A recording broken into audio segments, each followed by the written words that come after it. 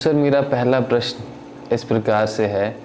आप कह रहे थे कि शब्द साधना और शून्य साधना से हम अपने चित्त को है वो प्राप्त कर सकते हैं।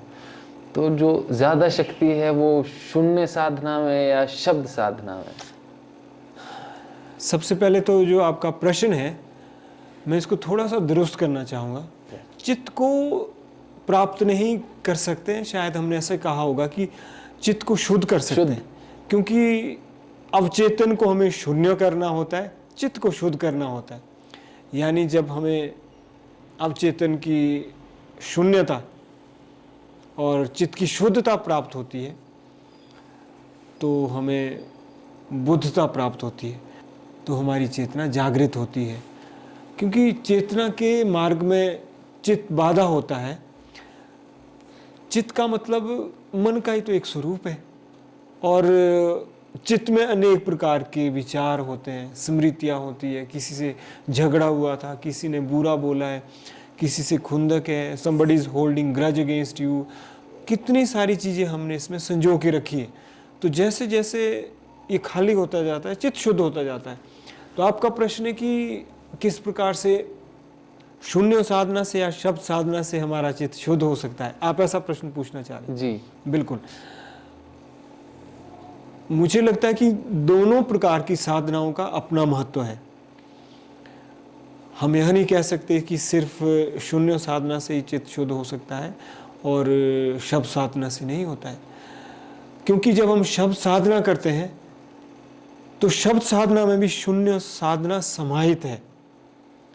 जैसे हम कुछ कह रहे हैं, अगर मेरी वाणी बिल्कुल परा से आ रही है, नाभि से आ रही है, आत्मा से आ रही है, बिल्कुल भीतर से आ रही है, सत्य की गहराई से आ रही है, तो हो सकता है कि वो मेरे चित्त को शुद्ध करती हुई जाए। हो सकता है कि जो चित्त में, जो स्मृति में जो बहुत सारी चीज़ें, उसको भी साफ करती हुई जाए। संभव है। होना हो शब्द साधना से भी इतना ही फर्क पड़ सकता है जितना शून्य साधना से, क्योंकि शब्द साधना से ही तो शून्य साधना की ओर जा सकते हैं हम। और शब्द साधना का मतलब यह नहीं कि हमें बोलना ही है, हमें मौन रहना भी आना चाहिए। यह भी शब्द साधना का अभिन्न अंग है, ऐसे मेरे अनुभव है। जिस प्रकार से हमारे ऋषि मुनि कहते हैं, जब हम बोलते हैं हमारी वाणी कहती है, यानी जो हमारे भीतर से ध्वनि आती है, जो मूल ध्वनि है, जिसको बोली बोल सकते हैं, वॉइस बोल सकते हैं, तो इसका बड़ा उद्भव, इसकी एवोल्यूशन कहते बिल्कुल आत्मा से होती है। तो अगर वो वाणी हमें नहीं सुनाई देती है, ना उसको मापा जा सकता है।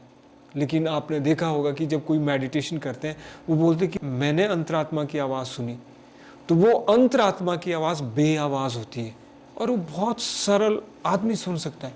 नहीं तो कभी आपने देख लेना, कभी कहीं भी आप जा रहे होते, अंतर्मन बोलता आपका कि ना ही जाओ तो अच्छा है, और आप नहीं जाते हैं, और पता चलता है बाद में कि वहाँ अनिष्ट हो गया, पता चलता है बाद में कि वहाँ आपका कुछ अच्छा नहीं होने वाला था।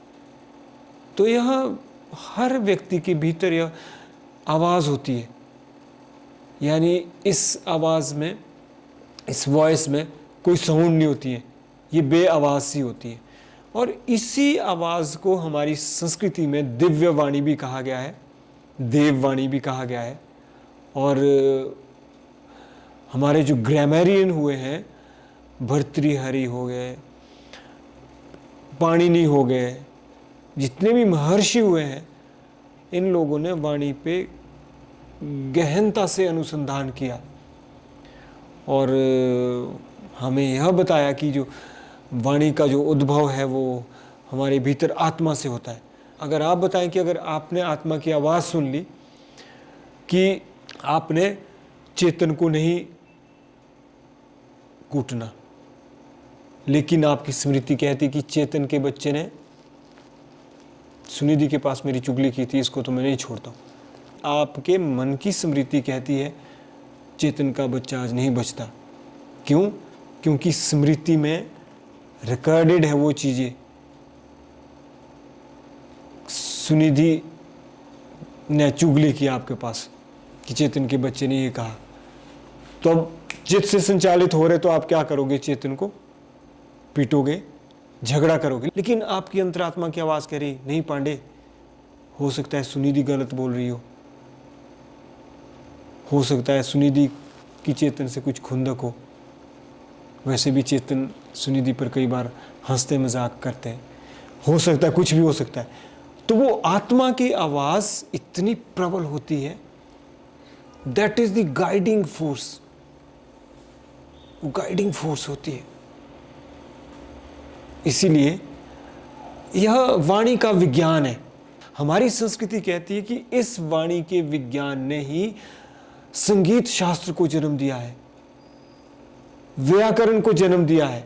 यानी जितने ग्रामर पर हमारे ऋषि मुनियों ने जितना वाणी के विज्ञान पर अनुसंधान किया है, दुनिया में कहीं किसी ने नहीं किया है।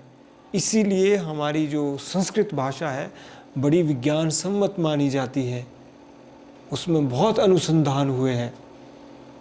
तो शब्द साधना की जब हम बात करते हैं तो शब्द साधना का मतलब है कि आप बोलना ज़रूर सीखें, लेकिन आप चित्त से संचालित ना हो।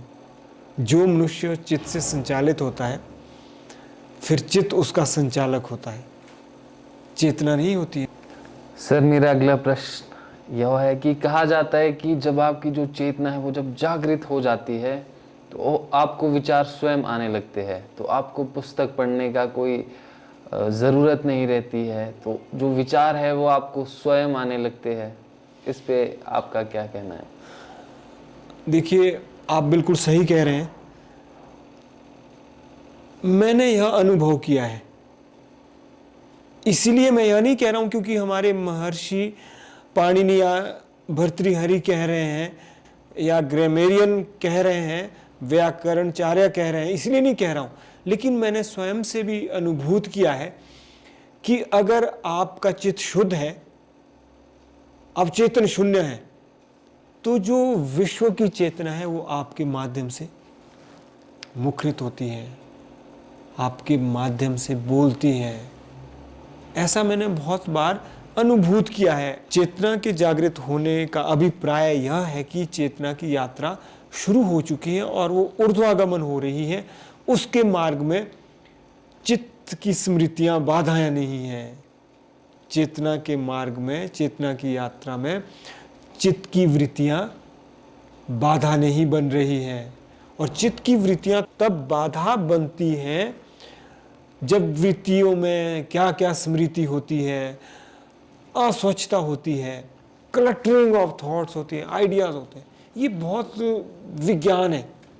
मैं तो आपसे सिर्फ वही साझा करूंगा जो मैंने अनुभूत किया है। इस विज्ञान के विषय में तो हम घंटों बता सकते हैं, बात कर सकते हैं, फिर यह बहुत लंबा सेशन चला जाएगा। आशा करता हूं कि इतने में आप संतुष्ट हो गए। जी जी, बिल्कुल।